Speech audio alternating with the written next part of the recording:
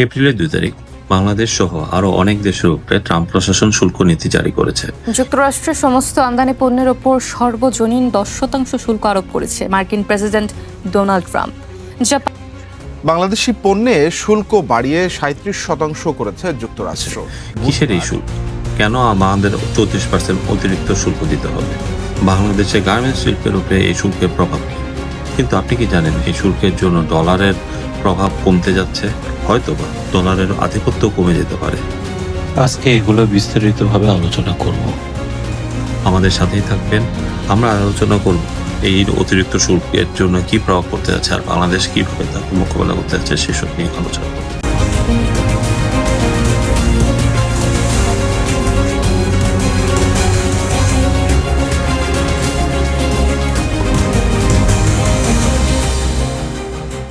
Trump reciprocal tariff বা পাল্টা শুল্ক ধার্য করল 90টি দেশের মধ্যে, যার মধ্যে চীন, ভারত এবং অনেক দেশ আছে, বাংলাদেশ সহ। কিন্তু অবাক করা কাণ্ড, এই 90টি দেশের মধ্যে একটি দ্বীপও আছে।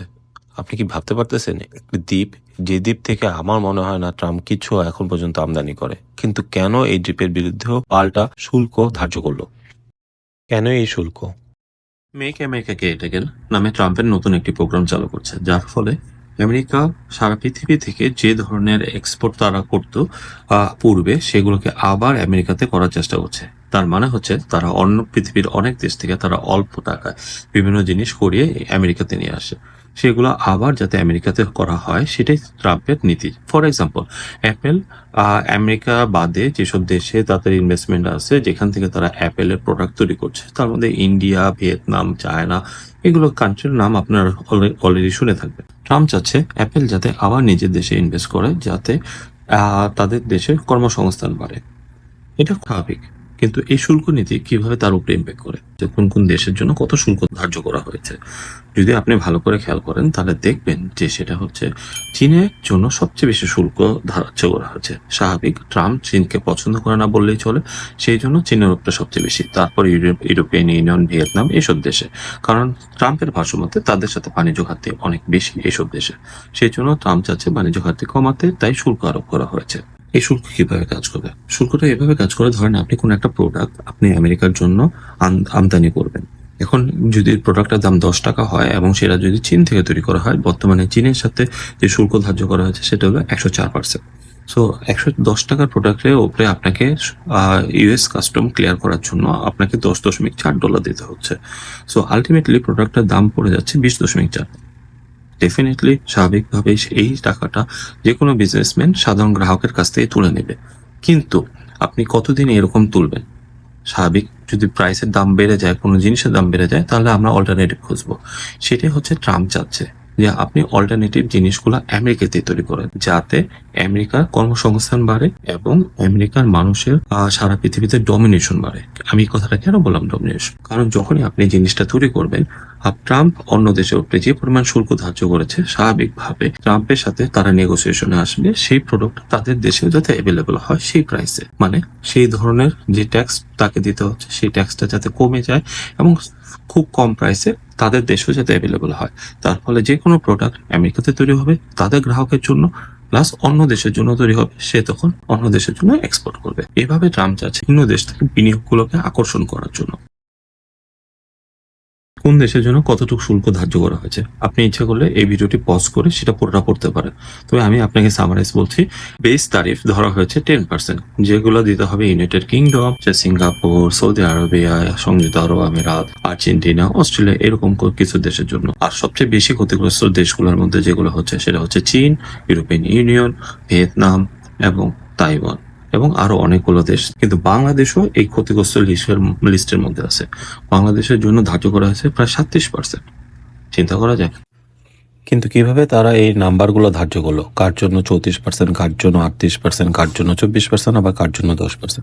আসুন এখন বোঝার চেষ্টা করি একটি ফর্মুলা যা তারা ইউজ করেছে, সেটা কিভাবে তারা ইউজ করেছে সেটা সম্পর্কে জানতে। এক্সআই হলো কি পরিমাণ সে এক্সপোর্ট করছে সেই দেশের সাথে, আর এমআই হচ্ছে কি পরিমাণ সে আমদানি করতেছে ওই পার্টিকুলার দেশ থেকে। এপসিলনটা হলো শুল্ক বৃদ্ধির ফলে কতটুকু পরিমাণ আমদানি কমে যেতে পারে, এটা 4 ধরা হয়েছে। টাও সেটা হচ্ছে শুল্কের প্রভাবে পণ্য দরের উপরে কিভাবে কতটুকু পড়তে পারে, 25% বা 0.25%। সো এভাবে তারা ক্যালকুলেট করেছে কোন দেশের জন্য কি পরিমাণ রেসিপ্রোকাল ট্যারিফ বা শুল্ক তারা ধার্য করবে। বাংলাদেশের উপরে এই শুল্কের প্রভাব কি সেটা নিয়ে আলোচনা করব ভিডিওর পরবর্তী অংশে। এখন আসি ডলারের উপরে এর প্রভাব কি হবে।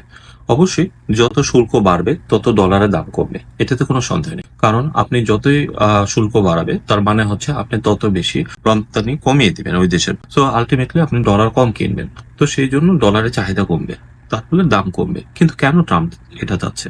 তার কারণ হচ্ছে ট্রাম্প চাচ্ছে যে যত ডলারের দাম কমবে তত মানুষের আগ্রহ হবে আমেরিকাতে ইনভেস্ট করতে, তত মানুষের কর্মসংস্থান বাড়বে, make America great again successful করতে সাহায্য করবে। সেই জন্যই আমেরিকা চাচ্ছে জেনে শুনেই যে ডলারের আধিপত্য কমুক, যাতে আরো মানুষ বেশি পরিমাণ অ্যাট্রাক্টেড হয় আমেরিকাতে বিনিয়োগ করতে। সো এটা খুব ক্লেভার একটা স্টেপ নিয়েছে ট্রাম্প প্রশাসন, বাট এর ইম্প্যাক্ট বাংলাদেশ এবং অন্যান্য দেশের জন্য ভয়াবহ হবে। আসুন এখন আলোচনা করি বাংলাদেশের উপরে এর ইম্প্যাক্ট কি। বাংলাদেশ একটি এক্সপোর্ট ওরিয়েন্টেড দেশ, তার মূলত সিংহভাগ এক্সপোর্টই হয় গার্মেন্টস, এবং তার একটা অন্যতম ডেস্টিনেশন হচ্ছে আমেরিকা। গত বছর 2024 সালেও $8.2 বিলিয়ন এক্সপোর্ট করেছে বাংলাদেশ, সেখানে $7.4 বিলিয়ন হচ্ছে নিট প্রোডাক্ট। তো বোঝাই যাচ্ছে যে সেটা হচ্ছে বাংলাদেশে কি পরিমাণ এক্সপোর্ট আমেরিকা করে। এখন যদি এই অতিরিক্ত 37% তারিফ দেওয়া হয় তা ডেফিনেটলি বাংলাদেশের জন্য এটা একটা ক্ষতির কারণ হবে, কারণ বাংলাদেশের উপরে আগ্রহ হারিয়ে ফেলবে আমেরিকান বায়াররা। তো আমেরিকানরা অন্য কোনো জায়গায় যাওয়ার চেষ্টা করবে যেখানে মোর চিপে তারা হচ্ছে এই কাপড়গুলো বানাতে পারবে। ইন্টারন্যাশনাল মিডিয়া বলছে যে তারা বাংলাদেশের গার্মেন্টস মালিকদেরকে বলছে এই অতিরিক্ত 37%টা তারা যেন পে করে, অথবা তারা হোল্ড করে রাখছে ভবিষ্যতের অর্ডারগুলো। তো অলরেডি এর ইম্প্যাক্ট শুরু হয়ে গেছে, এবং বাংলাদেশ অ্যাসোসিয়েশন গুলোর সাথে অলরেডি মিটিং করেছে, এবং সেই অনুসারে তারা চেষ্টা করছে কিভাবে এটাকে মোকাবেলা করা যায়। তার একটি উপায় তারা অলরেডি করেছে, তারা 100টি প্রোডাক্ট আমেরিকান প্রোডাক্টের উপরে তারা 0% তারিফ ধার্য করেছে, মানে 0% শুল্ক। যেমন একটি হচ্ছে কটন, বাংলাদেশ হচ্ছে পৃথিবীর দ্বিতীয় বৃহত্তম গার্মেন্টস রপ্তানিকারক দেশ, তো সেই জন্য ডেফিনেটলি তার প্রচুর পরিমাণ কটন দরকার। এছাড়াও গম, সয়াবিন তেল, সেমিকন্ডাক্টর চিপ, এসব অনেক কিছু এখন যুক্তরাষ্ট্র থেকে আমদানি করতে বাংলাদেশ প্রস্তুত।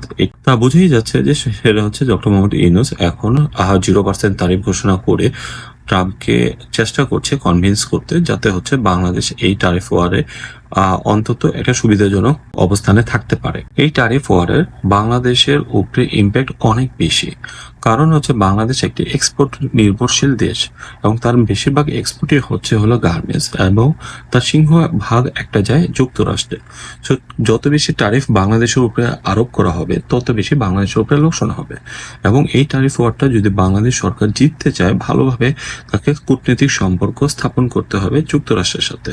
এবং বাংলাদেশেরও উচিত, যেটা অলরেডি ডক্টর মোহাম্মদ ইউনূস চেষ্টা করছেন, যে সেটা হচ্ছে যে অনেক বেশি পণ্য আমেরিকা থেকে নিতে, যাতে হচ্ছে এই বাণিজ্য ঘাটতি যেটা বাংলাদেশের সাথে আমেরিকা আছে এবং অফিসিয়ালি প্রায় $6.6 বিলিয়ন মতো, সেটা যাতে রিডিউস হয়।